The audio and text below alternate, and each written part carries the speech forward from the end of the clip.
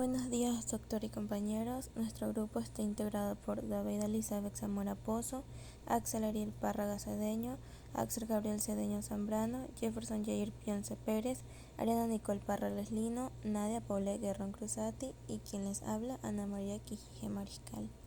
Manejo de brotes. Introducción. La investigación de brotes de enfermedades transmisibles sigue la línea de lo que un epidemiólogo hace cuando investiga el patrón de una enfermedad. El análisis de estos patrones conduce a la comprensión de su diseminación y control. Debido a su potencial en términos de morbilidad, costo e imagen institucional, los brotes deben ser investigados prontamente. La investigación de brotes también debería traducirse en una mejor atención al paciente. Por otro lado, la investigación temprana de un brote es importante porque limita su diseminación vía trabajadores o material contaminado. Quizá los primeros en identificar un problema potencial sean los enfermeros, médicos, microbiólogos u otros miembros del equipo de atención en salud, o este bien puede detectarse mediante el programa de vigilancia epidemiológica, por lo que es necesario implementar una investigación apropiada para identificar la fuente del brote y justificar las medidas de control.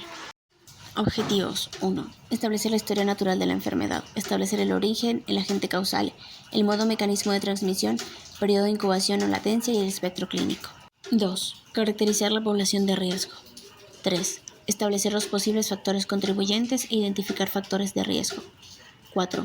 Establecer medidas de control y prevención y evaluar. ¿Qué es un brote? Es el incremento o aparición inusual de casos de una enfermedad en un área geográfica delimitada durante un periodo de tiempo y afectando un número determinado de personas, en el cual los casos tienen un nexo epidemiológico. Ya que el brote es una clasificación usada en la epidemiología para denominar la aparición repentina de una enfermedad debido a una infección en un lugar específico y en un momento determinado. Por ejemplo, el incremento de casos de dengue en una población pequeña en un tiempo y con fronteras geográficas claramente definidas. En este caso, la epidemia es cuando una enfermedad se propaga activamente debido a que el brote se descontrola y se mantiene en el tiempo. De esta forma, aumenta el número de casos en un área geográfica concreta. El incremento de estos casos en una población mayor y los casos que esto a lo largo es en un área geográfica y en un tiempo más prolongado. Brote epidémico. Bueno, en este caso se utiliza la epidemiología para denominar la aparición repentina de una enfermedad, debido a que es por una infección en un lugar específico y en un momento determinado. Un ejemplo que se puede dar es una intoxicación alimentaria, donde aparecen casos durante 2 o 3 días. Otro ejemplo también puede ser los brotes de sarampión que pueden llegar a extenderse hasta 2 o 3 meses. Buenos días con todos, yo les voy a hablar por qué ocurren las epidemias. Bueno, los brotes responden a múltiples causas, 4 de las más comunes son las que están observando. En primer lugar, tenemos cuando un individuo susceptible va a una área en que la enfermedad es infecciosa y endémica. En segundo, es cuando los seres humanos o animales se trasladan desde una área endémica a una población humana susceptible en que la enfermedad no es endémica, o también cuando hay vehículos con alimentos, agua u otros se contaminan con agentes infecciosos cuya presencia es inusual. Por ejemplo, tenemos a las esporas de anthrax que se añaden en un sobre enviado por correo como acto terrorista. En tercero tenemos que cuando una infección preexistente se da en una área de baja endemicidad y llega a personas susceptibles, como resultado de una práctica social, de comportamiento sexual o cultural nueva o inusual, algunos ejemplos incluyen a la migración de los refugiados durante tiempos de guerra. En cuarto lugar, pues tenemos que es cuando la susceptibilidad y la respuesta del huésped son modificados por un estado de inmunosupresión, ya es natural o inducido por mecanismo, por ejemplo, el tratamiento oncológicos. También tenemos el tratamiento malnutrición o enfermedades como síndrome de inmunodeficiencia adquirida. Dentro de esto también se dan centros de atención en salud donde los brotes típicamente se relacionan con una contaminación ambiental o de manos, dispositivos invasivos o procedimientos. Bueno, y por último tenemos los tipos de brotes, que son dos, que el primero es adquirido en la comunidad, por ejemplo, las infecciones transmitidas a través de los alimentos, sarampión, y segundo tenemos asociados a la atención de la salud cuando dos o más casos de infección parecen estar relacionados epidemiológicamente. Gracias. Si hablamos sobre la investigación de un brote, se tiene que el objetivo de una investigación epidémica o de brote es prevenir la diseminación o el mayor número de contagios. Entre los objetivos principales tenemos tres. El primero es identificar el agente causal. El segundo es encontrar la fuente de infección mediante el estudio de la ocurrencia de la enfermedad entre personas. Y el tercero es formular recomendaciones para impedir una mayor diseminación. Como punto número 2 tenemos la verificación de la existencia real de un brote. Aquí se compara el número actual de casos con la incidencia de bases habitual. Si por algún caso no llega a haber la información local disponible, se compara con la información del Sistema Nacional de Vigilancia que haya. Como punto número 3 tenemos determinar si hubo cambios en el hallazgo o diagnósticos de casos.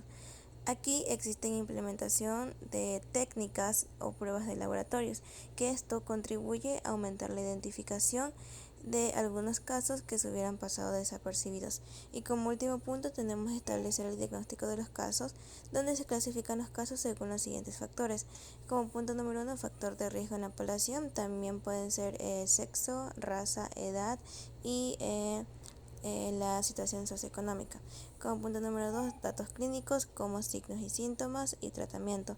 Y como último punto, el resultado del laboratorio. Buenos días, compañeros y profesor presente. Mi nombre es Axel Gabriel Zambrano y les voy a hablar ahora sobre la caracterización de los casos. Para esto se divide en tres fases, en lo que es el tiempo, el lugar y los sujetos afectados.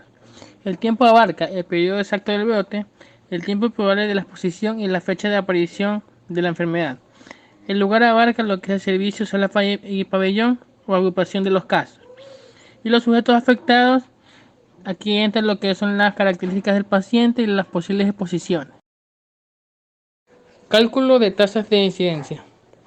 La tasa de incidencia, como ya venimos estudiando, es el número de casos nuevos que ocurren en una población durante un periodo específico de tiempo. Esto lo vamos a dividir sobre el número de personas expuestas al riesgo de desarrollar la enfermedad. La incidencia cuantifica la velocidad de ocurrencia de nuevos eventos o también episodios o casos en una población. Esto es lo que nos ayuda a determinar, por ejemplo, el avance de la enfermedad, tanto su aumento en contagios o en distribución territorial. Ahora les voy a hablar sobre poner la hipótesis a prueba. Esto puede requerir un estudio especial. Las muchas investigaciones nunca llegan a esta etapa. La investigación puede terminar en una descripción epidemiológica y luego determinar. O también no puede requerir un estudio especial, ya que en una investigación se realiza la fase de prueba de la hipótesis debe de decidirse en función del personal disponible, tanto para seguridad del problema y asignación de recursos. Medidas de control y seguimiento. Las intervenciones más frecuentes utilizadas para controlar un brote son las siguientes. 1. Controlar la fuente del patógeno. Retirar la fuente de contaminación. Por ejemplo, eliminar los alimentos contaminados. 2. Alejar a las personas de la exposición. Por ejemplo, evitar que las personas reciban picaduras de mosquito para prevenir la encefalitis del Nilo Occidental. 3. Desactivar o neutralizar al patógeno. Por ejemplo, mediante la desinfección y filtrado de aguas contaminadas. 4. Tratar a las personas infectadas. 5. Interrumpir la transmisión. Para esto, el agente infeccioso determina las necesidades de aislamiento del paciente y precauciones de barrera. Luego, desinfectará las fuentes de transmisión ambientales, por ejemplo, agua o el aire.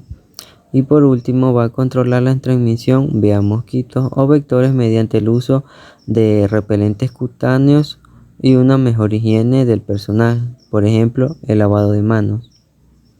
Y como punto 6, controlar o modificar la respuesta del huésped a la exposición. ¿Por qué algunos brotes se terminan? Los brotes pueden finalizar por las siguientes razones. No hay más individuos susceptibles, ya que todas las personas susceptibles ya contrajeron la enfermedad. No hay más exposición a la fuente, ya que los individuos se alejan de la fuente de infección. No hay más fuente de contaminación, ya que la fuente de contaminación termina. Por ejemplo, se consumen todos los alimentos contaminados. Los individuos disminuyen su susceptibilidad, ya que las personas adquieren barreras inmunes naturalmente, son vacunadas o usan medidas preventivas para evitar la enfermedad. Y por último, el patógeno se vuelve menos patogénico. A veces al pasar de un individuo a otro, los microorganismos cambian o mutan, se vuelven menos patogénicos o menos capaces de producir enfermedad.